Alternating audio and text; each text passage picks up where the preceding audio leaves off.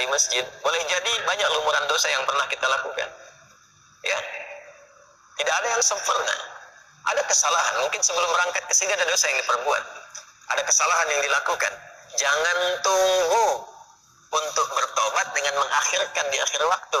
Ya, sungguh orang-orang yang menggantungkan waktu tobatnya itu di waktu-waktu yang panjang, sehingga boleh jadi maut datang lebih cepat dari apa yang dia duga. Orang-orang seperti itu mohon izin tidak dapat mendapatkan kesempatan tobat dengan maksimal. Maka kalau kita sadar berbuat salah, kata Allah, hei, jangan malu untuk kembali kepadaku, karena aku la Ghafurur Rahim.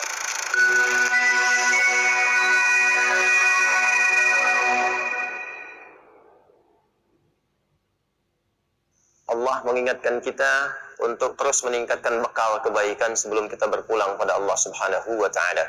Pastikan semua kegiatan kita punya nilai di hadapan Allah. Jangan hanya punya nilai dunia saja. Kalau cuma dunia saja, apa faidahnya iman yang telah kita yakini itu? Apa bedanya antara orang beriman dengan yang belum beriman? Maka pastikan bukan hanya sholatnya, tapi semua aktivitas hidup kita. Makan kita punya nilai di hadapan Allah. Berpakaian punya nilai di hadapan Allah. Berkendaraan punya nilai di hadapan Allah. Semua kegiatan yang memiliki nilai di hadapan Allah itu disebut dengan hasanah namanya.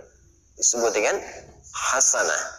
Karena itulah kemudian ketika kita mengerjakan satu perbuatan, seperti saya mau minum misalnya, maka saya niatkan minuman ini untuk mendapatkan ridha Allah. Ya, maka saya katakan Bismillahirrahmanirrahim, kemudian saya minum. Maka kalimat Bismillahirrahmanirrahim itu yang menjadikan aktivitas minum itu punya nilai di hadapan Allah. Minumannya sama dengan yang diminum siapapun. Ya, menghilangkan haus fungsinya. Jadi hausnya hilang, tapi apakah dengan hilangnya haus itu Allah memberikan nilai tidak? Ada amal solehnya enggak? Bismillahirrahmanirrahim punya nilai itu. Itu yang dimaksud hadis Nabi, kullu amrin dzibalin la yubda'u fihi bi bismillahirrahmanirrahim fahuwa abtar. Ya, setiap perbuatan baik, ingat yang baik ya, bukan perbuatan buruk, bukan korupsi pakai bismillah misalnya, tidak, nggak boleh itu. Ya, mencuri pakai bismillah, tidak. Semua perbuatan baik dibalin itu yang dibenarkan oleh akal dan hati kita itu benar. Jadi sesungguhnya kalau orang berbuat salah, hatinya pasti menolak. Ya, hatinya menolak, itu bal. Ma fi balika. Apa sih yang ada dalam hatimu itu? Ya, kan saya sering katakan begini kalau ingin menguji ya. Anda keluar dari masjid untuk ngetes, bukan dilakukan terus, bukan ya. Untuk ngetes, coba iseng-iseng pakai misalnya, dipakai iseng, bukan dipakai pulang ya. Dipakai iseng misalnya sendal orang lain. Masukin dulu, tes. Itu hati kecil pasti mengatakan, ya itu bal, hati kecil mengatakan, hei itu bukan punya kamu. Pasti itu secara otomatis, ya secara otomatis. Lepas lagi tuh, jangan dipotong videonya ya. Saya mesti potong-potong video tuh, ya. Itu ngecek itu seperti itu, hatinya pasti akan protes. Nah, jadi Nabi pernah mengatakan istafti qalbak, ya. Coba tanya hatimu yang paling dalam. Kedalaman hati itu disebut dengan bal namanya. Masih dari kenada, apa sih isi hatimu itu yang membimbing pikiranmu, ya? Nah, dari situ kullu amrin dzibalin, setiap perbuatan baik yang dibenarkan oleh hati kita, membimbing pikiran kita, tapi tidak diiringi dengan Bismillahirrahmanirrahim, ya, fahuwa abtar, maka terputus nilai keberkahannya. Artinya nggak ada nilai di hadapan Allah, cuma dunia saja.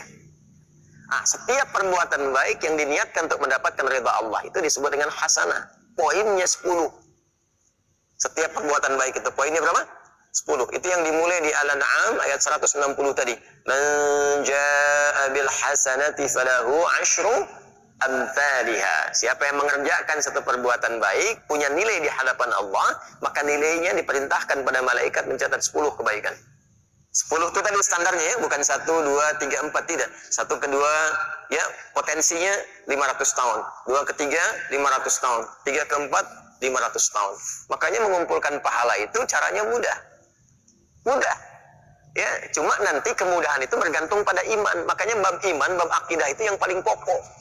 Itu hanya iman yang mampu menggerakkan kita untuk mendekat kepada Allah. Kalau imannya tidak maksimal, sinyalnya nggak kuat, ya boleh jadi tidak akan semua amal itu menjadi amal soleh. Itulah yang menjadikan kerugian itu. Dikasih waktu untuk beraktivitas, tapi aktivitas yang dikerjakan tak ada nilai di hadapan Allah. Karena hasanah ini yang dibawa pulang, bukan minumannya. Ya, ini keluar lagi menjadi kotoran, ke alam kubur nggak ikut. Hasanah itu yang akan dikonfirmasi sampai dengan di akhirat nanti. Jadi di dunia dikerjakan, di akhirat ditampakkan. Itu yang dimaksud di Al-Baqarah ayat 201 itu. Wa minhum man yaqulu rabbana atina fid dunya hasanah wa fil akhirati hasanah wa qina adzaban nar. Kan? Maka di dunia kita mengerjakan itu, di akhirat dikonfirmasi. Konfirmasi itulah yang kita sebut dengan pahala itu. Jadi setiap nilai 1 ke 2, 2 ke 3, 3 ke 4 disebutnya ajrun namanya. Ya, nilainya disebut dengan hasanah. Hitungan 1, 2 ke 3 ke 4 terus disebut ajrun. Di surah At-Tin itu yang paling viral, lahum ajrun ghairu mamnun, ya. Nah, jadi itu yang disebut ajrun, kita terjemahkan dengan pahala. Jadi yang ikut pahalanya amal solehnya di dunia. Di alam kubur kan sedang nggak ada amal soleh lagi. Ya, nggak ada amal soleh lagi. Jadi jangan berharap atau berdoa mudah-mudahan di alam kubur masih bisa tahajud misalnya. Enggak, udah istirahat di alam kubur itu. Tinggal ditampakkan pagi dan petang itu, ya, ditampakkan kenikmatan surganya nanti. Kalau dia insan beriman, hadis riwayat Umar bin Khattab radhiyallahu taala anhu tentang sifat surga. Nanti ada kitab Badul Khalqi di dalam Sahih Al-Bukhari. Nanti di subtopiknya yang ke-9 itu tentang sifat abwabil jannah, sifat tentang pintu-pintu surga. Ya, di hadis kedua dari situ adalah hadis dari Umar bin Khattab radhiyallahu taala anhu yang menerangkan tentang bagaimana keadaan di alam kubur ya bagi setiap manusia. Kalau dia min ahlil jannah, ya, in kana min ahlil jannati, jika dia termasuk ahli surga maka ditampakkan surganya setiap pagi dan petang. Ini nanti yang melahirkan rumusan di antaranya zikir pagi dan petang. Ya, dan nanti ada hadis-hadis lain tentang fadilah-fadilah keutamaan yang mengantarkan ke alam kubur. Babnya iman, ingat. Babnya iman. Kalau beriman, yakini. Iman kita dipertaruhkan di situ dan tidak akan ada ruginya, toh meninggal juga. Ya, toh meninggal juga. Nah, nanti dikonfirmasi saat di akhirat ditampakkan itu semua dalam bentuk kitab kita. Makanya nanti di surah Al-Isra akan dikonfirmasikan iqra kitabak kafa bi nafsika al-yawma 'alaika hasiba. Jelas ya? Nah, karena itu disarankan kita mulai meniatkan diri kita sepenuhnya untuk menjadikan semua aktivitas kita punya nilai, menjadi hasanah. Termasuk sholat yang baru ditunaikan. Karena sholat itu ibadah pertama dalam Al-Quran yang disebut dengan hasanah. Quran surah ke-11 Hud di ayat 114. Aqimis salata tarafain nahar wa zulafan minal layl innal hasanati yudhibnas sayyiat. Kan? Tunaikan salat dari mulai pertengahan siang sampai dengan ke malam, ya, dari mulai terus sampai dengan subuh sampai dengan ke isya.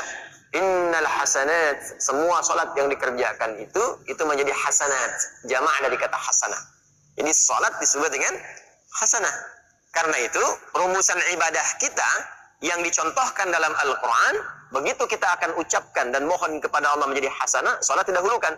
Inna salati, teruskan ayatnya, wa nusuki wa mahyaya wa mamati lillahi rabbil alamin. Dan ini nanti akan menjadi salah satu di antara 12 doa iftitah. Doa iftitah itu ada 12. Nanti di Sunan Abu Daud yang sangat menyenangi doa ini, itu diantaranya sahabat Ali bin Abi Thalib. Sayyidina Ali bin Abi Thalib radhiyallahu ta'ala anhu, itu sangat senang dengan doa ini.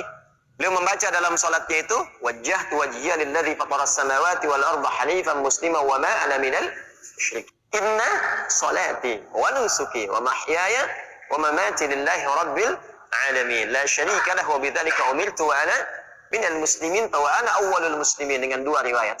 Nanti yang Abu Hurairah itu yang meriwayatkan yang Allahumma ba'id, yang Ali bin Abi Thalib yang meriwayatkan wajjahtu. Yang di situ terdapat inna salati. Jadi kita berikrar, bukan hanya salat kita, semua ibadah kita. Semua ibadah kita, wa nusuki, wa mahyaya, semua kegiatan hidup kita. Ya, wa mamati, sampai kita wafat. Jadi barusan itu kita berikrar, selesai salat subuh, mulai selesai subuh ini, semua kegiatan kita mesti punya nilai di hadapan Allah Subhanahu wa taala. Itu ikrarnya. Jangan sampai berbuat maksiat. Awas, hati-hati. Maka ditutup nanti di ayat 165-nya. Awas, di ujung ayatnya nanti. Inna rabbaka sari'ul iqab. Wa innahu ghafur rahim. La ghafurur rahim. Ingat ya. Kalau kamu berbuat salah, Allah itu cepat hukumannya. Tapi dalam saat yang bersamaan, Allah sangat maha pemaaf dan pengampun dari segala dosa-dosamu. Maksud rangkaian ayat ini begini. Gak ada di antara kita yang sempurna. Sekarang pun kita ada di masjid, boleh jadi banyak lumuran dosa yang pernah kita lakukan. Ya, tidak ada yang sempurna. Ada kesalahan, mungkin sebelum berangkat ke sini ada dosa yang diperbuat. Ada kesalahan yang dilakukan. Jangan tunggu untuk bertobat dengan mengakhirkan di akhir waktu. Ya, sungguh orang-orang yang menggantungkan waktu taubatnya itu di waktu-waktu yang panjang sehingga boleh jadi maut datang lebih cepat dari apa yang dia duga. Orang-orang seperti itu mohon izin tidak dapat mendapatkan kesempatan taubat dengan maksimal. Maka kalau kita sadar berbuat salah, kata Allah, hei, jangan malu untuk kembali kepadaku. Karena aku adalah Ghafurur Rahim. Sepanjang kau mau kembali, aku akan cepat mengampuni dosa yang pernah engkau kerjakan dan menghapuskannya sampai ketika engkau kembali. Jelas? Tapi kalau sengaja ditunda-tunda atau sengaja berbuat dosa, ada beberapa dosa yang dipercepat hukumannya sebagai muqaddimah saat di dunia. Bukan balasan aslinya. Sebagai muqaddimah. Muqaddimah itu pun karena ada rahmat Allah di dalamnya untuk mengingatkan dia supaya kembali lagi. Ya. Misalnya pelaku riba dibuat susah, dibuat hilang, hancur harta dan sebagainya gitu kan. Nah, ada yang dosa kepada kedua orang tua, ya dibikin susah nanti di kehidupan, di pekerjaannya, sulit A, sulit B, supaya sadar. Itu nanti ada di Quran surah As-Sajdah itu. وَلَنُذِيقَنَّهُمْ مِنَ الْعَذَابِ الْأَدْنَى دُونَ الْعَذَابِ الْأَكْبَرِ لَعَلَّهُمْ يَرْجِعُونَ. Ya. Jadi kami akan timpakan, rasakan ya pendahuluan hal kecil, hukuman kecil untuk menyadarkan hamba supaya kembali tobat. Supaya tobat. Jadi jangan tunggu dihukum dulu oleh Allah ya untuk disadarkan supaya kamu tobat. Sepanjang kita merasa ada kesalahan, istighfari, minta ampun, kembali pulang, lalu setelah itu istiqamah mengerjakan kebaikan sampai kita kembali pada Allah Subhanahu wa taala.